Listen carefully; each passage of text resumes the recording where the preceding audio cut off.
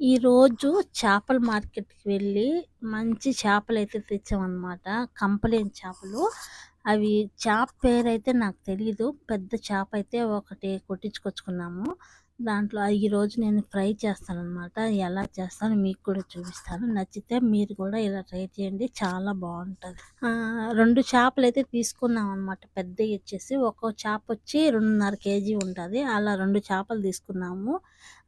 చేపలైతే బావున్నాయి. అందుకనేసి తీసుకున్నామనమాట. అయి 2 వచ్చేసి మన ఇండియా డబ్బులొచ్చేసి రూ. 1000 అయితే కంపే లేదు చేపకి. చాలా బావున్నాయి. చూసారా? ఫస్ట్ అయితే ఉప్పు, నిమ్మకాయ, పసుపేసి బాగా క్లీన్ చేసుకోవాలన్నమాట. తర్వాత వచ్చేసి కొంచెం చింతపులుసు పోసి, సాల్ట్ వేసుకొని, పసుపు వేసుకొని ఒక 10 నిమిషాలు బాగా చేప ఉడకబెట్టుకోవాలి. ఉడకబెట్టుకున్న తర్వాత వాటర్ అంతా వంచేసి కొంచెంసేపు చల్లారిన తర్వాత నూనె పెట్టుకొని ఒక బాణట్లు పెట్టి నూనె పోసుకొని ఆ చేప ముక్కలు దాంట్లో వేసుకొని మనం ఎర్రగా వేయించుకోవాలన్నమాట. ఈ మాదిరి చూసారా? ఇలా ఎర్రగా వచ్చేదాకా వేయించుకొని అన్నీ అలాగే మొత్తం వేయించుకోవాలన్నమాట. దీంట్లోకి మసాలా వచ్చేసి నేను మిరప్పొడి, కొంచెం తెల్లబాయి, జీలకర్ర, కొంచెం మిరియాల పొడి వేసి పక్కన మిక్సీలో కొట్టుకొని పక్కన పెట్టుకున్నాను. ఇంకొకటి వచ్చేసి అల్లం, కొంచెము తెల్లబాయలు వేసి అల్లం పేస్ట్ కొట్టుకున్నాను అనమాట. ఆ రెండే మసాలా ఇంకేం వేయలేదు నేను. సాల్ట్ కూడా కొంచెం వేసాను అనమాట. ఎందుకంటే ముందే ఉప్పు వేసి ఉడకబెట్టాం కాబట్టి ఉప్పు ఉంటుంది కాబట్టి నేను మసాలా కొంచెం వేసుకున్నాను. చూసారా? ఒక వాయి అయితే వేయించుకున్నాను అనమాట. ఇలా ఎర్రగా వేయించుకొని పక్కన పెట్టుకోవాలి. ఆ మిగతాటి కూడా వేసుకొని ఇలా అన్నీ బాగా ఎర్రగా వచ్చేదాకా వేయించుకొని పక్కన పెట్టుకోవాలి. చిన్నగా గెప్సా తీసుకొని చిన్నగా అటు ఇటు మళ్ళించుకొని బాగా ఫ్రై చేసుకోవాలన్నమాట, ఎరిగిపోకుండా.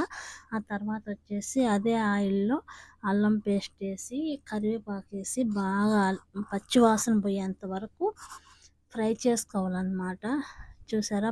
సన్న మంట పెట్టుకొని బాగా పచ్చివాసన పోయేంత వరకు ఫ్రై చేసుకొని, ఆ ఫ్రై చేసుకున్న తర్వాత ఈ చేపలు అయితే ఏవి ఉన్నాయో అవి కూడా అన్నీ దాంట్లో చిన్నగా వేసుకొని చిన్నగా అలా కలిపెట్టుకోవాలన్నమాట. ఎందుకంటే ఇరిగిపోకుండా ఉంటాయనేసి చిన్నగా అలా కలిపెట్టి ఆ పేస్ట్ అయితే ఏది ఉందో అల్లం పేస్ట్ చేపలకు బాగా పట్టేలా కలిపెట్టుకోవాలన్నమాట.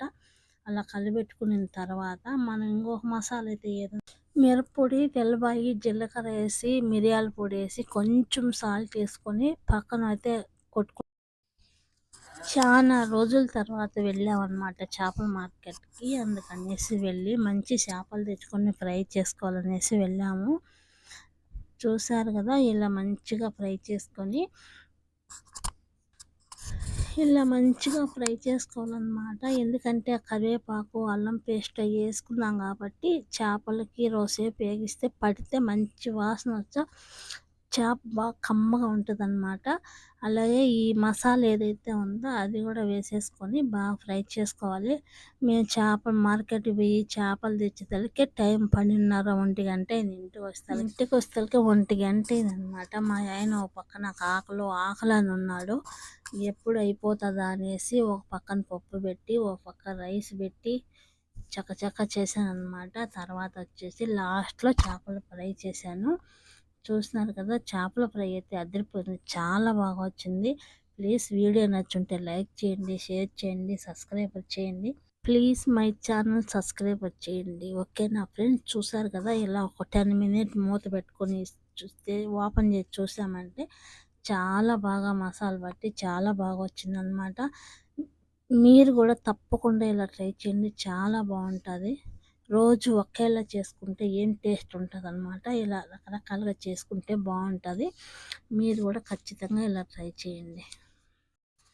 ఇరిగిపోకుండా స్పూన్తో బాగా మంచిగా కలిపెట్టుకోండి. మసాలా అంతా చేపలకు పట్టేలా కలిపెట్టుకోండి. చాలా బాగుంటుంది. చూసారు కదా? ఇలా అనమాట అయిపోయింది చేపల ఫ్రై అయితే. ఒక పక్క పప్పు చేశాను అనమాట, ఒక పక్క రైస్ చేశాను. వంట అయితే అయిపోయిందనమాట. ఇంక తిందామని ఇంట్లోకి వెళ్తున్నాను. మా ఆయనకైతే పెట్టాను అనమాట. చాలా బాగుందన్నాడు చేపల ఫ్రై. చూసారు కదా? ఆ మెంతిపప్పుకి ఆ చేపల ఫ్రైకి చాలా బాగా వచ్చింది.